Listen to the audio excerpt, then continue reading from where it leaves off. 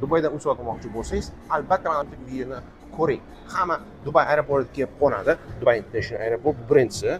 Bu yerda dunyodagi eng katta aeroport Al Maktoum aeroport. Mana bu yerda Ronaldoning villasi bor. Bu yerda Dubai Marina hamma yaxshi ko'rgan joy, faqat bu yerda narxlar ancha o'sib ketgan.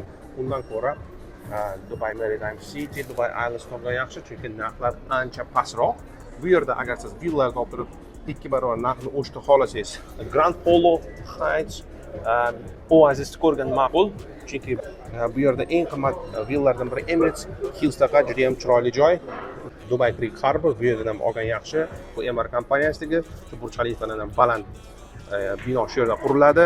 Bu yerda 50 milliard dollarlik katta mol qurilyapti. Bu ham yaxshi variant hisoblanadi. Bu yer mana Arjan, GVC top 5 taliklar примерно 1 million dirhamga one bedroom sotib olsa bo'ladi. Agar Dubaydan uy sotib olmoqchi bo'lsangiz, albatta men bilan bog'laning.